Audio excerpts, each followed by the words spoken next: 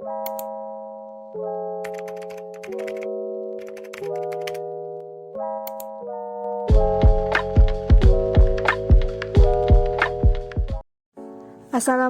warahmatullahi wabarakatuh. Kami dari kelompok 4 akan membahas soal heteroskedastisitas.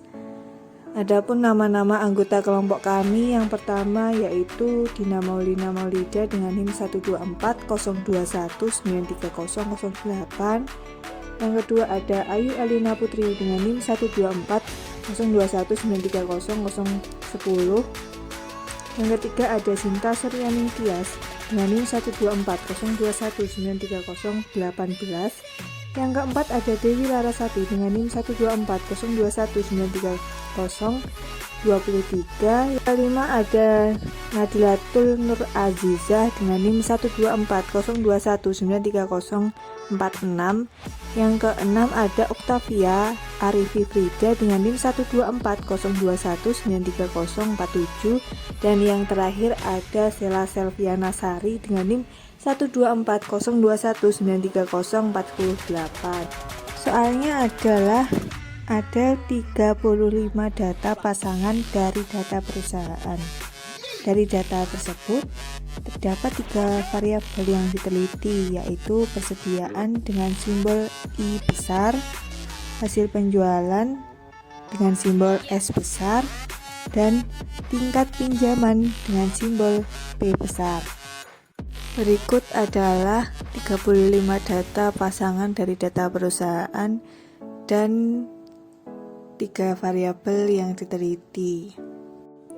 Soal yang pertama yaitu lakukan pengujian untuk mendeteksi ada tidaknya gejala heteroskedastisitas. Baik, di sini disajikan ada 35 pasangan data perusahaan, di mana variabel-variabelnya ialah ada persediaan, hasil penjualan, dan tingkat pinjaman. Selanjutnya, kita akan melakukan pengujian untuk mendeteksi apakah ada gejala heteroskedastisitas atau tidak. Berikut langkah-langkah pengujiannya. Langkah yang pertama, kita input data yang ada di Excel tadi ke dalam work file pada EView 10. Lalu, step yang pertama kita pencet quick, kemudian estimate equation, dan kita memasukkan variabel Y-nya terlebih dahulu, yaitu persediaan.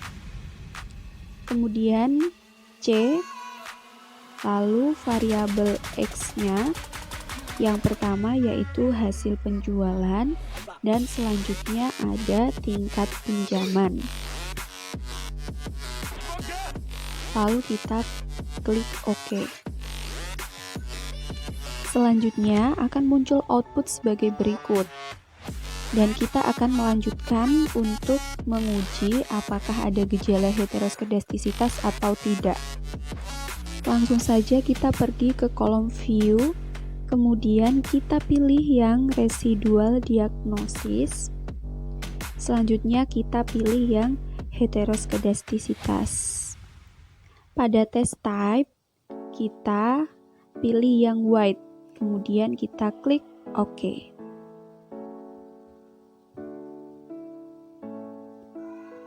Maka akan muncul output sebagai berikut. Nah, dari hasil output yang diperoleh terdapat nilai ops R² sebesar 15,90117 dengan nilai probability chi-square-nya sebesar 0,0071. Karena nilai probability ini kurang dari 0,05, maka dapat disimpulkan bahwa terdapat heteroskedastisitas pada data tersebut. Soal kedua yaitu jika terdapat heteroskedastisitas, asumsikan bahwa variansi error proporsional terhadap S² atau varians sampel, maka langkah-langkahnya sebagai berikut. Pada pengujian sebelumnya, terdapat heteroskedastisitas pada data yang dianalisis. Kemudian kita perlu melakukan perbaikan masalah heteroskedastisitas tersebut pada data yang dianalisis. Di sini kita menggunakan perbaikan melalui logaritma, Dan berikut langkah-langkahnya. Yang pertama, kita melakukan analisis regresi terlebih dahulu dengan quick lalu estimate equation. Kemudian kita memasukkan rumusnya yaitu log dalam kurung persediaan spasi C spasi log hasil penjualan spasi log tingkat pinjaman. Lalu kita klik OK.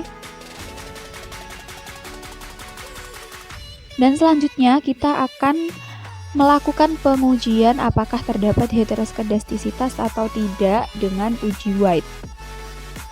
Langkah yang pertama, kita pergi ke kolom view, lalu residual diagnosis,